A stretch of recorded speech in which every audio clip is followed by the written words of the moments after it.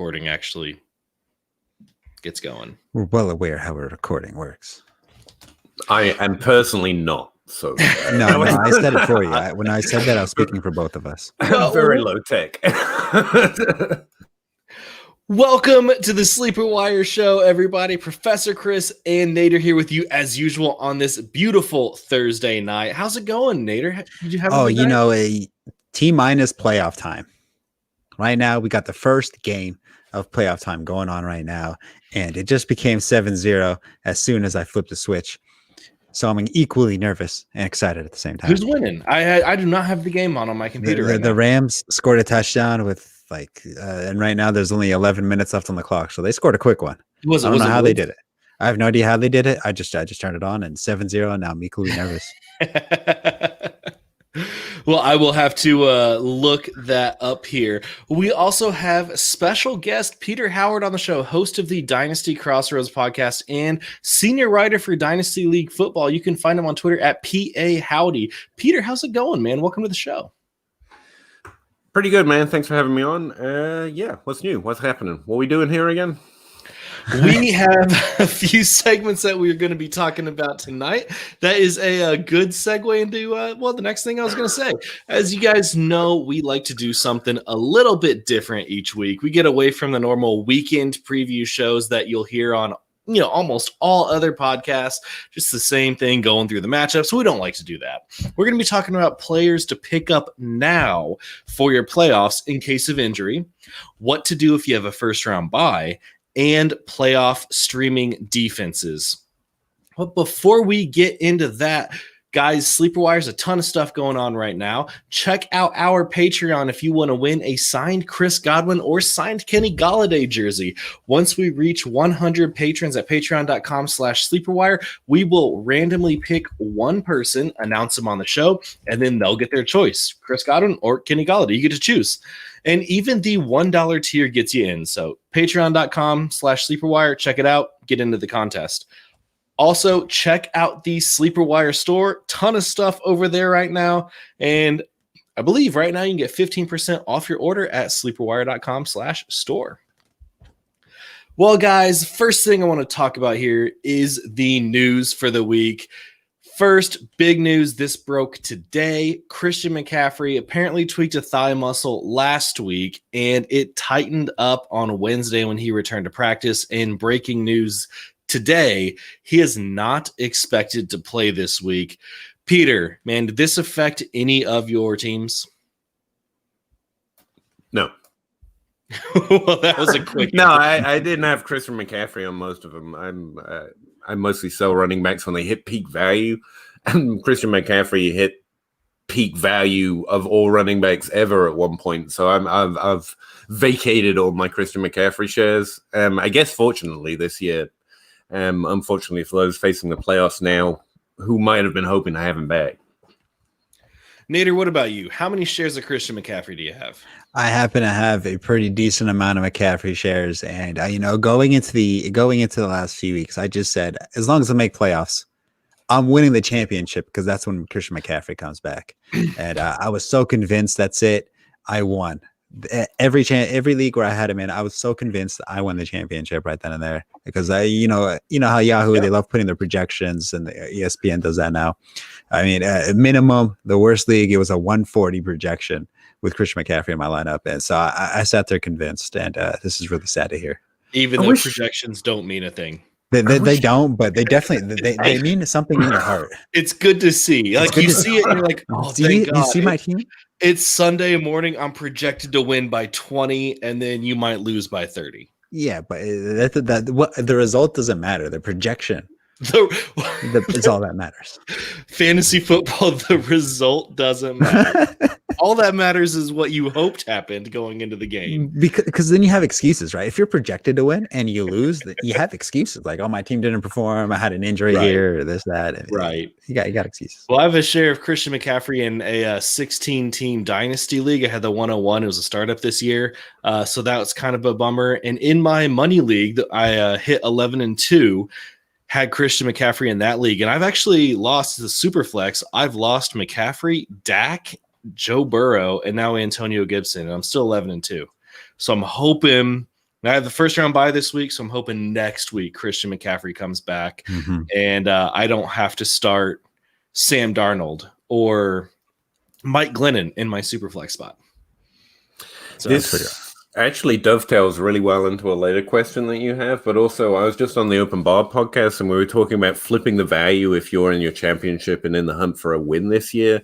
And I specifically brought up Mike Davis as someone who had no dynasty value, and so I was having a hard time moving him on teams where I'm not going to win. And we were talking about how you maybe should flip the expectation of who should lose and who should gain value in dynasty trades if you're looking to win your championship this year. Because anyone who wouldn't trade a second or a Darnell Mooney for Mike Davis 2 weeks ago because you could have had him for that little or less, like now would be a nice time to have him. That's actually a really good idea. Peter, I got a question for you. Late now, it just went up, baby.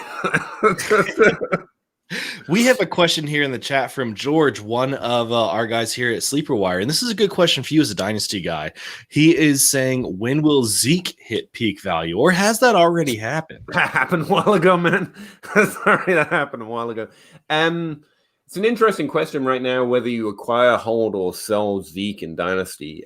Honestly, running backs, it's always a sell window for running backs. And I know that's hard to hear since you need running backs to win. You literally need them to win, even in 2020.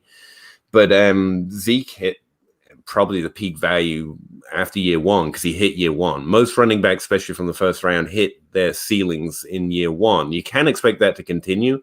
And as we've been pushing specifically this off season, at least my little Twitter bubble got a lot smarter, and so it got a lot harder in Dynasty to recognize that players like Melvin Gordon and even Todd Gurley, who I know he's had a rough year, they do still keep producing, but in terms of their ceiling production and also their ceiling value, it's really year 1 and 2, especially if they hit early. And the exceptions to that rule are Derrick Henry, which has also happened in 2020. He broke out late for a running back, especially with draft capital, and he's continuing to confound expectations in 2020. So there's always that chance you lose, but that's really where the window is for running back value and production.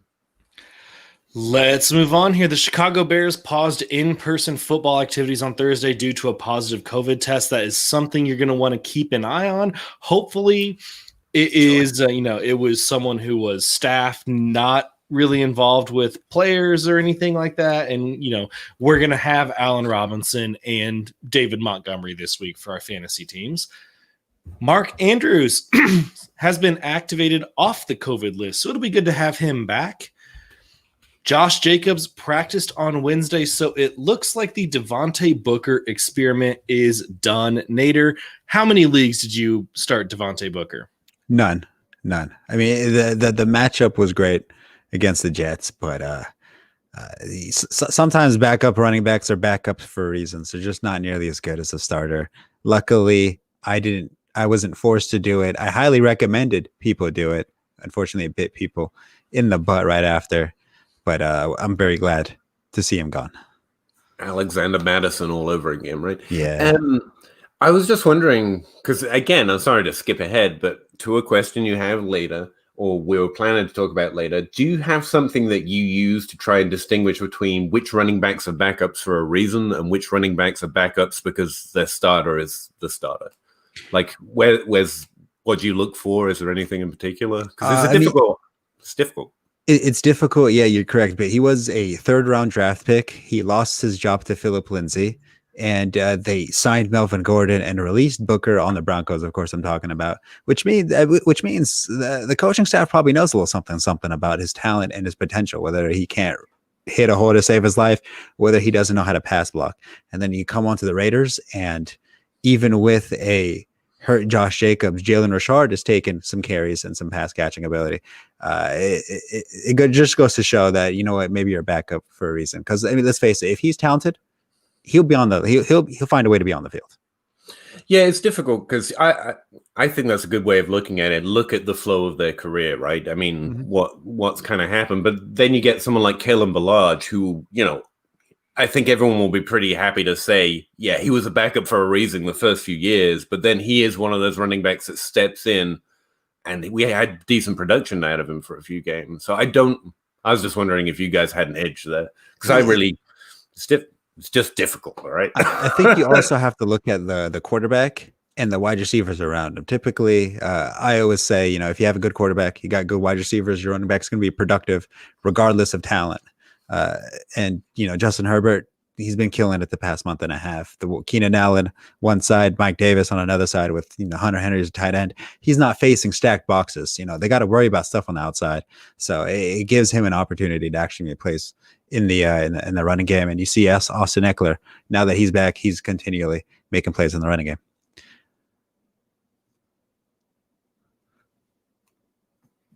You mean Mike Williams across from Keenan Allen, right? Sorry, yes. I may have said that. Not Mike. Sorry. Speaking of Mike Davis.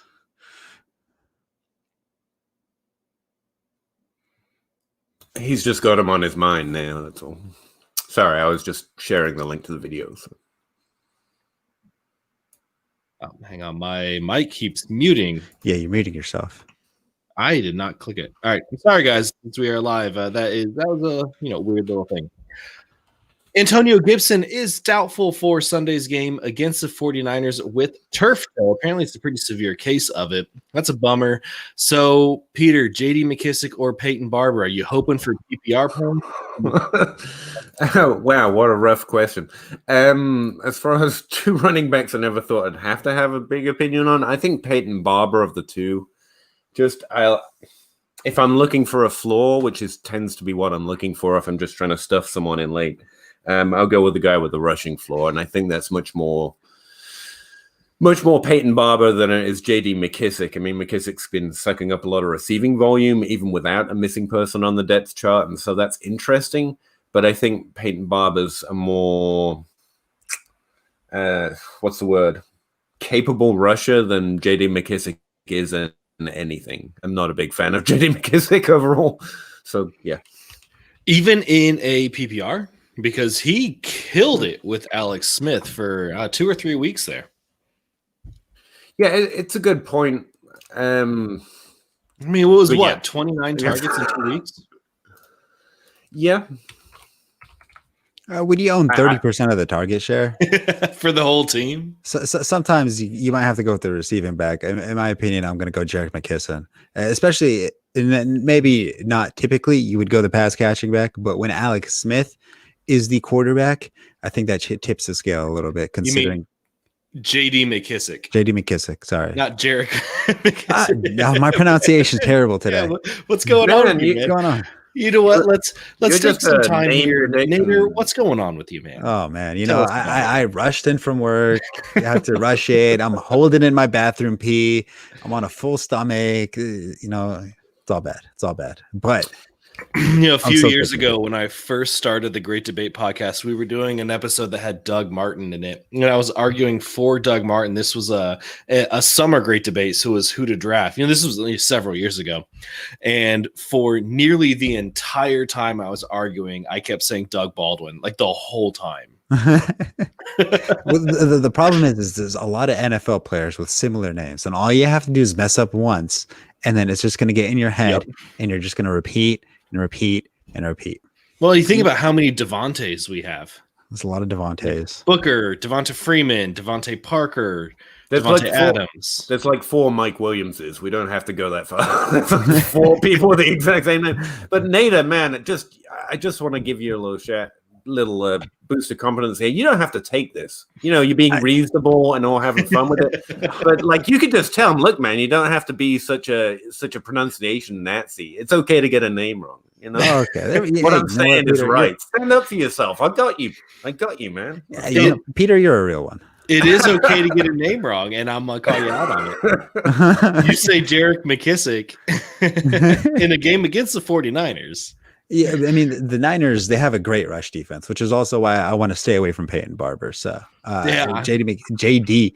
McKissick would, in my opinion, be at a better play because I think he is just safe, a safe pass catcher, a good pass catcher.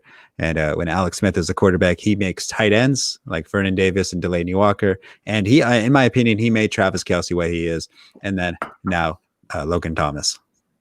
Yeah, George in the comment section here is also pointing out we literally right now have 2 Michael Thomases. So that's another goal.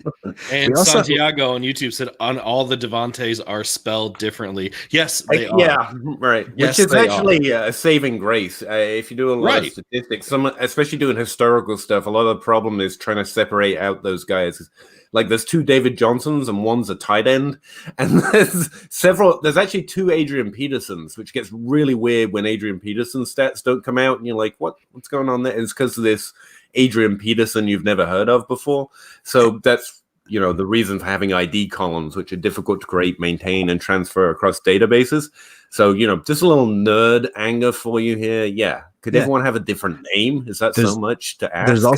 There's also 2 Lamar Jacksons, which is something you just won't expect, but it happens to be that way. I will say a couple years ago in a friends home league, just a free league, not a money league, but just a friends league, I tried to trade David Johnson, the Steeler, to get something good. It was like 3 years ago, but it didn't work out. They caught it.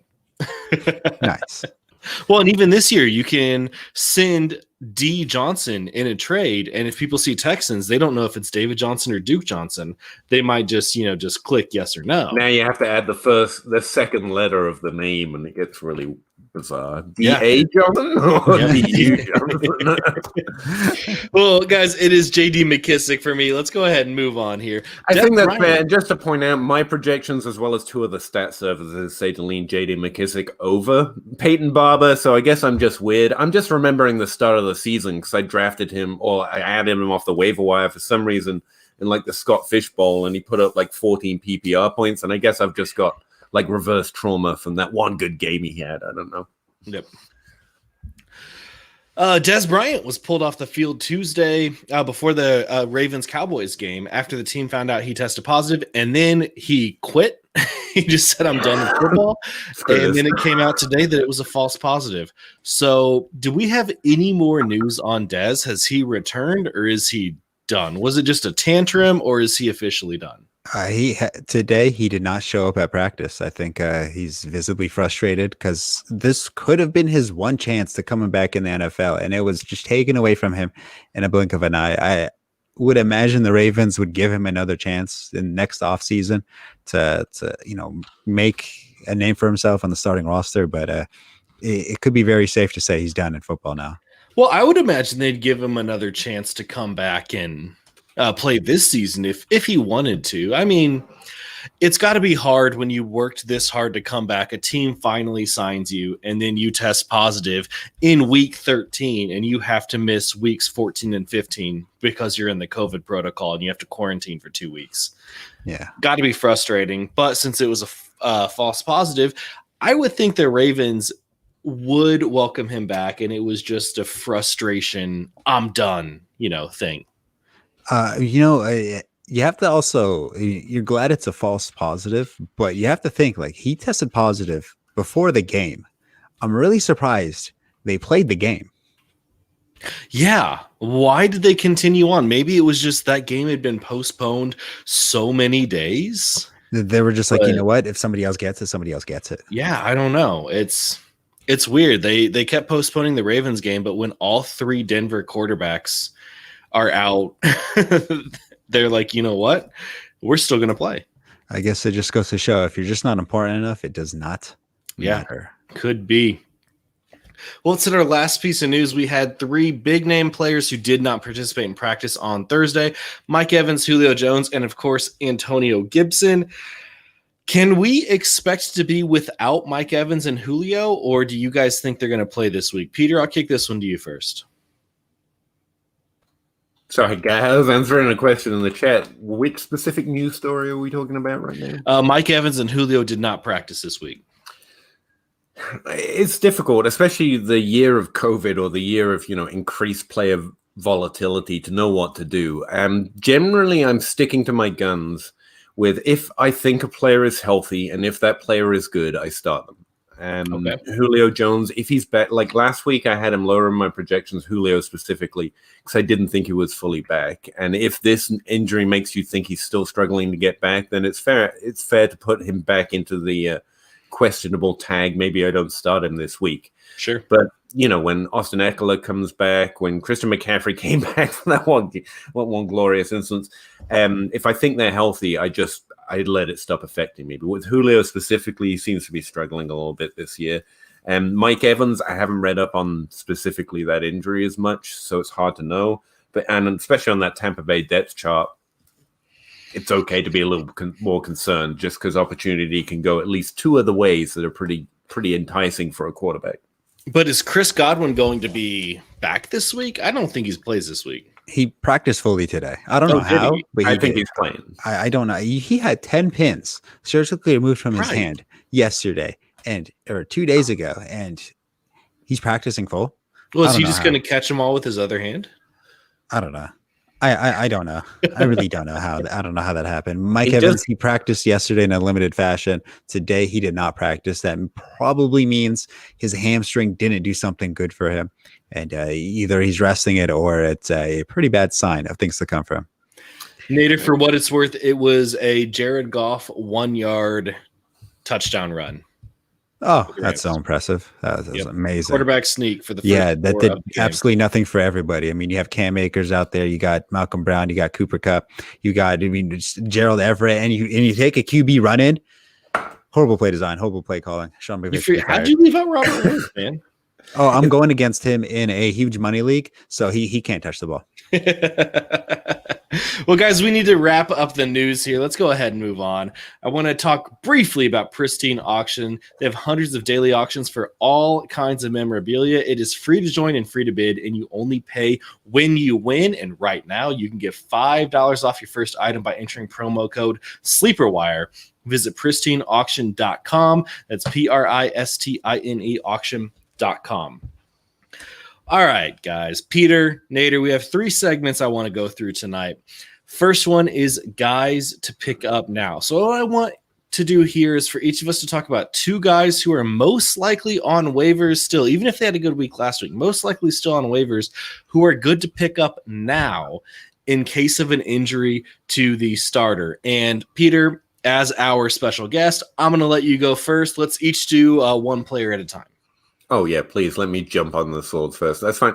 No, when I first read this question, because you let me know what was coming, just not to tell everyone the secrets that this isn't off the top of my head, but I actually missed a sentence on this question, which was, if the other player gets injured. Like, it's kind of an if opportunity opens up, who do you want on the back of your roster kind of a question. Am I reading that right?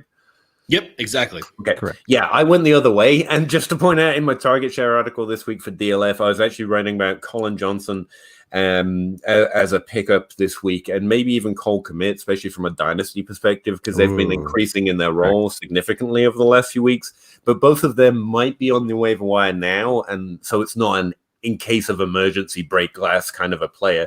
And so what I was doing most of the sorry about the annoying tapping, by the way, that I've been doing is trying to pull up basically running backs, because that's who I'd be trying to stack my depth with at this point. If I'm going into the playoffs, I'm seeking running back help or running back backups or running back improvements. That's really where my mind goes. And like we were talking about earlier, this is where I thought it dovetailed. It's hard to distinguish between running backs that are backups for a reason or ones that might actually be good and just can't get opportunities. And the one thing that I can say is running backs who have done it before have at least proved they're capable of it. And so the ones that come to my mind, first of all, are the ones who've had the highest amount of opportunity this season because of injuries before. And now you just mentioned that Christian McCaffrey's out, so I'm guessing he's not on the waiver wire anymore, but that was my first answer. But 2 others that run to mind are DJ Dallas and also Benny Snell, because we saw them take up that role when the starter went down earlier in the season. So we know they may do that again if it were to happen. Now, Seattle has activated, or they will be activating Rashad Penny. Does that change your opinion about DJ Dallas? Don't tempt me.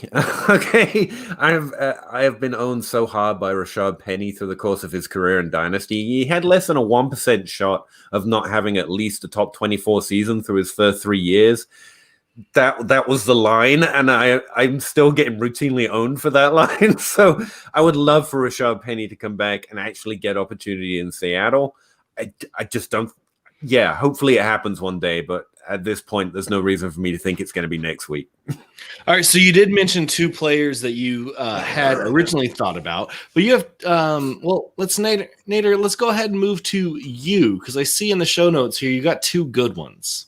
Yes. So the big one is going to be Kiki QT.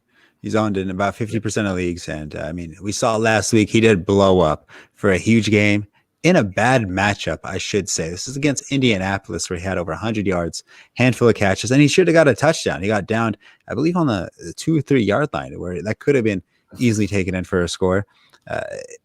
Sometimes Not against my Colts D. Yeah. Okay. Yeah. Okay. So, I mean, this is one of the cases where sometimes you don't believe in the wide receiver. You believe in the quarterback, and you believe in Deshaun Watson, because Deshaun Watson, he's going to will Kiki QT to put up 100 yards receiving. No matter the talent of Kiki QT, Deshaun Watson is going to create him some fantasy points. Deshaun fumble on the goal line, Watson. Yeah, we're ignoring that part. Oh, man, I loved it. I absolutely loved it. Yeah, that's terrible. My first player is going to be Zach Moss. Now, I know a lot of you guys out there have Zach Moss, but according to Yahoo Leagues, he's only 51% owned. And in Buffalo, Devin Singletary still the starter there. But if Singletary goes down, they don't have anyone else who's going to handle the workload. If Devin Singletary gets hurt, let's face it, the Bills have a good offense this year. Zach Moss is going to get a ton of work. Pick him up now if you can, just in case Devin Singletary gets hurt. Peter, you got another guy for us? I mean, yeah, I can come up with some if you want, but I don't have one off that I'm thinking off the top of my head. Again, I mentioned Cole Kmet before. That's definitely not a redraft move, although he has kind of taken over that role over the last 3 weeks from Jimmy Graham, interestingly. But I don't know I'd be starting him in my championships unless I was absolutely desperate. So that's probably not a take for this show. And also, very clear, I don't understand the waiver wire redraft leagues, because like McCall Hardman and those guys won't be on the waiver wire in the dynasty league, so I'm just starting to realize how out my depth I am. Yep, and you're definitely a dynasty guy. Sorry. I do want to fully agree on Cole Kmet, especially for dynasty. I was very high on him coming into the draft. I even took him in the 3rd round of my dynasty league draft because I thought he was just going to be really good, and I think he is a really good tight end. And I mean, he has doubled Jimmy Graham snaps over last week, and he completely eclipsed Jimmy Graham snaps this week. And I mean, he even had himself a red zone target. I think if not later on to the year, I think he's going to be the complete starting tight end for next year for dynasty. He's not on waivers though in dynasty leagues. Probably not. Actually, well, now he probably is. He might be. That's the thing. I was going to say the opposite. I was entirely uninterested in most of the tight ends in this class. Cole Kmet was up there because it was such a poor class. Relative to his class, I was interested in him. But this year, we've got an interesting list of like 3 rookie tight ends that have had above expected volume in their rookie season, which is really rare for a rookie, in my opinion, behind more fantasy relevant players. And there's Cole Kmet with Jimmy Graham, and he's been a streamable option this year. And yet, like you were just saying, he's been really impressive the last few weeks. You're right.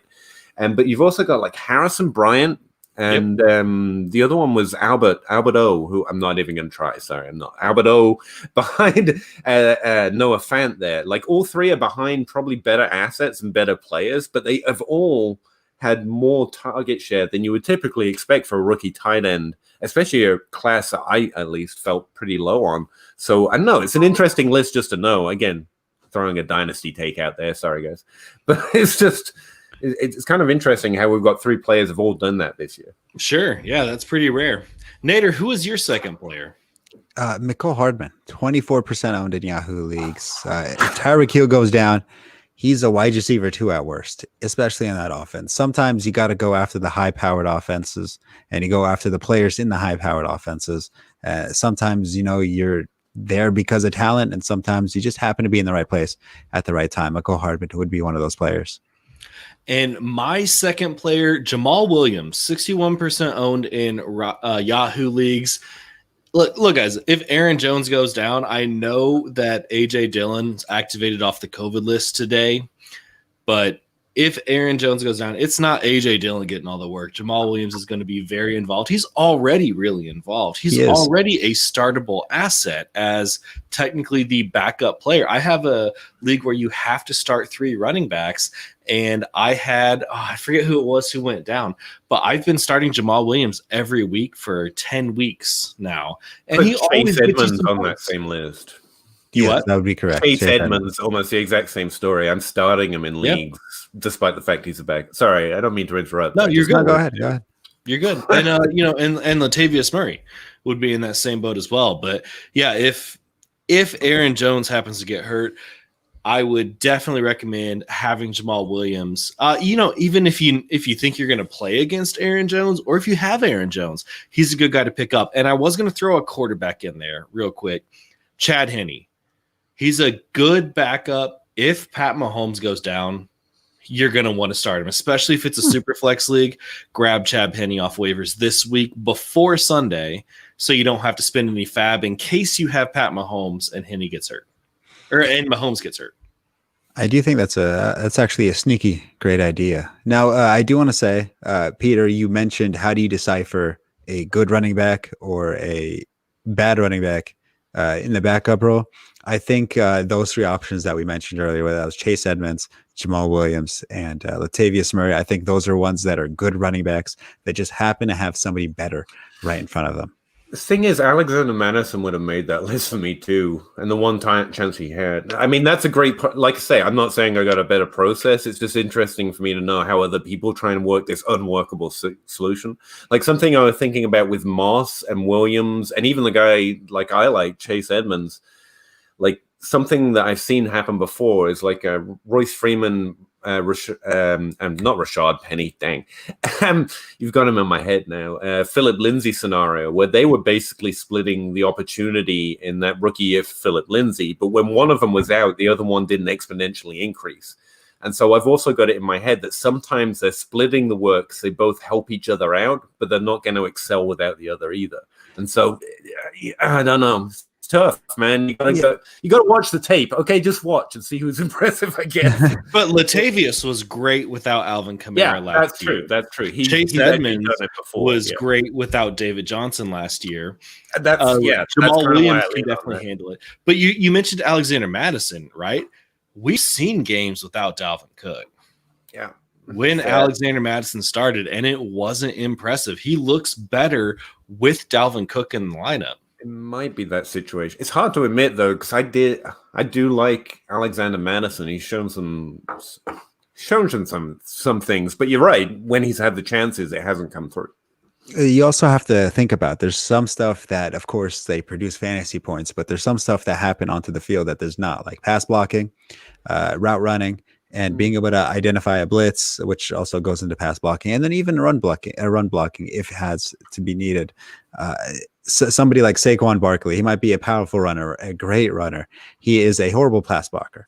If Antonio Gibson made a proper pass block on Jabril Peppers, then sorry, I forgot his name, the quarterback's name, Kyle Allen, he would still be playing for the Redskins. And if 2 years before that, the backup running back for the Redskins, unfortunately, I do not remember his name, he made a proper pass block, then Alex Smith would not have gone through 11 different procedures and lost half his leg. So stuff like pass blocking is one of the reasons why running backs don't play their full potential. And then some players like Jamal Williams, he is a great pass blocker. He is also a great, a pass catcher, which is why you see him a lot of the times in third down scenarios. While Aaron Jones, while he might be the better running back, he gets his scenarios there. And then, of course, they help each other out by covering up each other's weaknesses, and then they don't get exploited when they're there the whole game. Who was that missed that block? Was that Samaje Perine? That was not Samaje Perine. I do not remember the name. You know, we talked about this season, didn't we? We did. We've talked about this before. You know what? I will look it up just because now you got me curious. Again, back to my hobby horse I'm riding over here because I think it's pretty and I look pretty on it. I guess it is difficult. Running back is such a difficult position where so much of the volume is given rather than earned. It's really hard to weed out good from bad. I mean, I know Saquon Barkley's good. I know it. I'm not sure I could prove it the same way I can prove that Julio Jones is good, for example.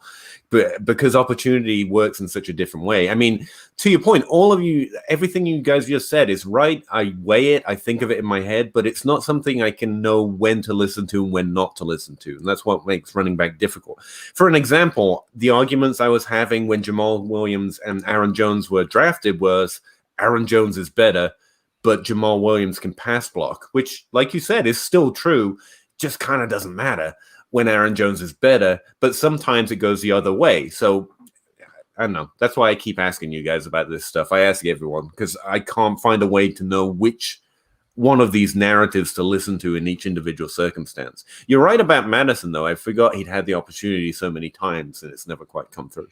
No, it's like we want him to be great because he looks really good in a lot of games when he's spelling Dalvin Cook. But when he's on his own, man, it hasn't worked out yet. Capri Bibbs. He's the running back that missed the block. Right. I was hoping you didn't find that. There we go. It seems like so much to lay a player's name. Well, I mean, his career is done because of that. I mean, if you think about it, he hasn't had a career anywhere else. I mean, pass blocking is the most important thing a running back can do. That's why Frank Gore has been in the league for so long, because he is such a proficient pass blocker. And then if you can't, like all running back coaches say, if you can't pass block, he can't play. Yeah, for sure. Well, let's go ahead and move on, guys, here in the interest of time. Our second segment, what to do if you have a first round bye. So, Peter, I want to kick it to you first. Are there any strategies that you employ when you have a first round bye? I really did think about this question in the 5 minutes of preparation I did, just to out myself while also trying to defend myself at the same time. I'm not sure how you mean. Like, you can't do anything on a first round bye. However, dynasty wise, I do have a take that, again, we were recently talking about on the open bar, randomly enough, that all this came up on that episode too. I think we underrate how much we should push for the win if we're in a winning situation. And if you have a bye, you have a good team, unless some really fun, exciting, unexpected stuff happened, which means you should really not sell out, but be willing to bleed value for the purposes of trying to secure that win. I mean, we talk about how you have a 1 in 12 in a 12-team league chance of actually winning. And if you're in a good league where the other players are also active and, listening to the same information you are, it's really actually rarer than we admit that you get a chance to win. So, for example, bleeding some value to secure Mike Davis would have been a good move last week, apparently, or even right now. Not necessarily your handcuff, but one of these running backs you're convinced of will be good in the right situation. And Santiago in the chat's pointing out a stat that apparently says exactly what we're saying, so I now have to investigate that. Called PPO times XD. So thanks for that. I'm going to go try and find out what that is. But that's a dynasty move I would make if I had a first round bye. So you've got a little bit of leeway to try and make some extra moves. Try and get rid of depth for players that you will start when you come back. Does that answer it at all? I kind of, yeah. If that's how you view it, Nader, what about you?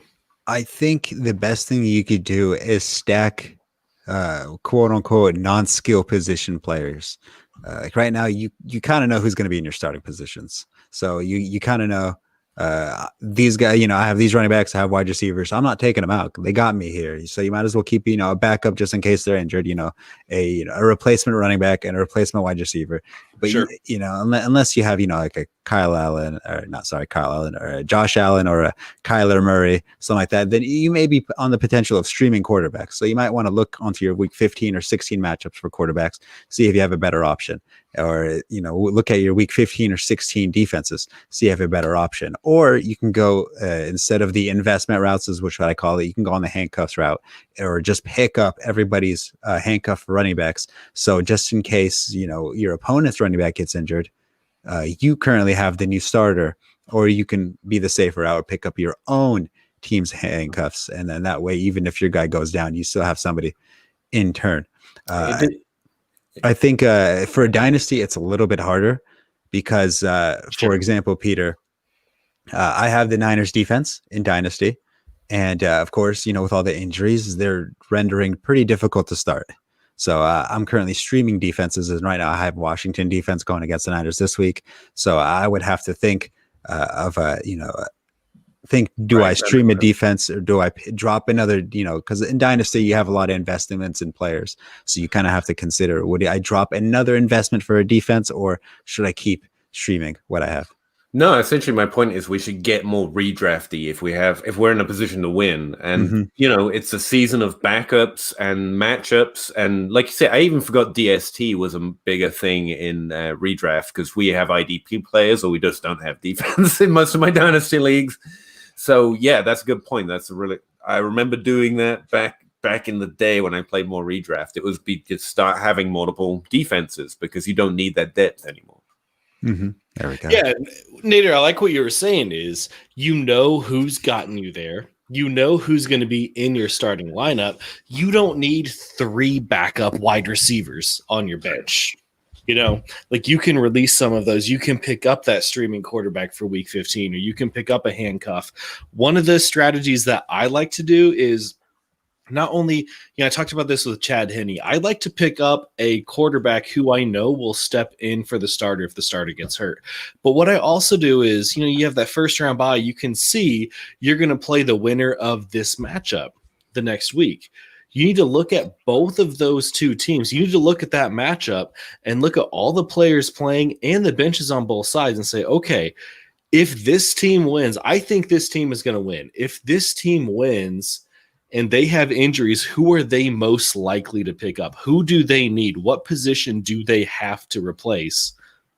And then attack it that way. So it's not really necessary for my own team. It's for making my future competitor, my opponent in the next week, have a harder time. Exactly. I think that's a great way to kind of help yourself and hurt the enemy.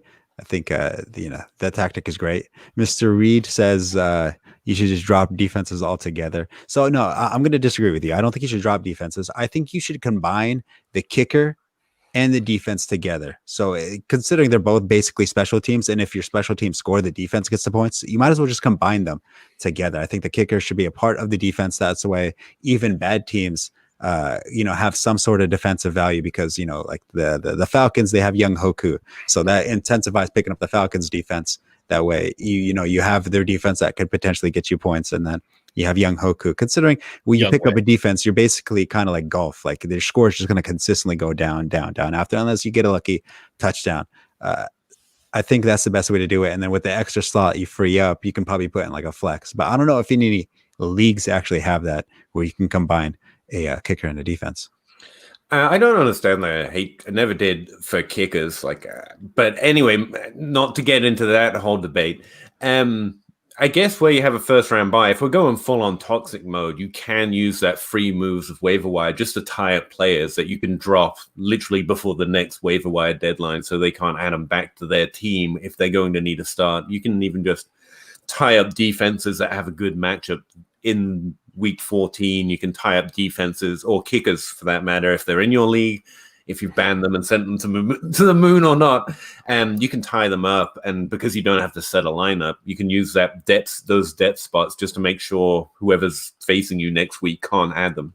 So you're talking about picking up 6 defenses? All kickers, just tie them up and drop them in a way that they're not going to be add them. Hopefully back for their next. That's toxic. I love it. That's an ethical I love it. dilemma. If we're going full on, let's just screw the other team. Then just screw them. That's toxic. I love it. They have to add a new defense or a new kicker for this week. Let them do that, but screw their next week up. Did you guys ever watch The League?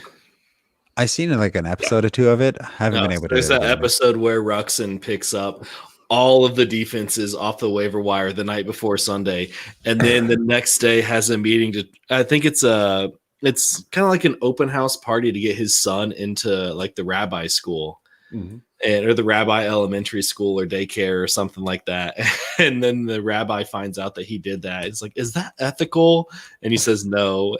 I don't know. It's pretty funny. The thing to remember about it is because you have a bye week, it makes it exponentially more possible because they get held. You're not allowed to add them for a few hours or a day after you drop someone. So and where you're wanting to stack up depth that not many people are going to be stacking up, you can add those players after that anyway. That's a shitty thing to do, man. Yeah, you're trying to tie them up for next week, not this week. This week's doesn't matter. Man, well, let's go ahead and move on because I feel like we're not going to come to an agreement on this. I think doing that is pretty shady, but hey, if your league allows it, then by all means. Let's move to our last segment here, fellas. Playoff streaming defenses. So I'm talking about, we just talked about, I don't think you should pick up 6 defenses, but I do have 2 in particular who you might want to pick up right now. Nader, I don't know how many you have. Peter, I don't know how many you have, but I'll kick it to you first, Peter. Since you are our special guest this episode, give me 1 or 2 or as many as you have defenses that would be great to stream through the playoffs. I don't have any. I'm sorry, I don't play in any leagues with the DST position anymore, and so I honestly haven't been keeping track of it. Well, that makes got nothing. I will say I happen to know something about schedules. I mean, David Montgomery, has got a killer schedule through the next few weeks, so that probably means, since he's a running back, that the Tennessee defense is a pretty good ad. Could be. Nader, what do you think? So if you're playing this week, I'm going to recommend you play Washington football team. Oh, almost slipped there. Defense, yeah. They're owned in 32% of leagues right now. They go against the Niners, like we mentioned, who have a weak offensive line, backup quarterback. And it just so happens they're a football team. They were able to knock out the undefeated Steelers, and they have a good defense in themselves. So it's not like you're chasing a good matchup. You have a good defense in a good matchup. And I think this week, if they're out there, Seattle against the Jets, I was looking more towards the next couple weeks. The Buffalo Bills play the Broncos in week 15. I think that's a pretty great matchup. The Bills have a good defense as is. Drew Lock sucks. So I think that's a good play. And then the Eagles play the Cowboys in week 16. And the Cowboys, they've been turning the ball over a ton. Andy Dalton, not great. I think you can definitely play the Eagles in week 16 in the championship game. And I've already picked them up in one of my leagues just for week 16, thinking I'm going to make the playoffs or I'm going to make the championship. Green Bay plays Carolina week 15. I try to stick to defenses that actually can get you potential and points. Green Bay, they have a Zadarius Smith, they have a Jair Alexander, they got a pretty decent secondary. I'm trying to look at defenses that have good matchups, but have an actual point of defense. Would I play Miami Dolphins against KC? No. Mahomes, he doesn't throw interceptions. He doesn't take sacks. That's actually what I was just typing out. You don't want defenses that allow less points. You want ones that can allow as many points as you want, but cause pressures, sacks, and interceptions. Yep. You don't want less points. As long as Taysom Hill is the quarterback for the Saints, you can play a defense against the Saints. They can put up points for sure, but Taysom Hill takes a lot of sacks. Mm-hmm. There you go. He gets dropped behind the line a lot.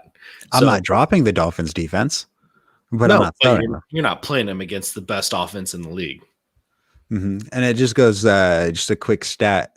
There was a list of odd players or starts that most majority of players have that made playoffs.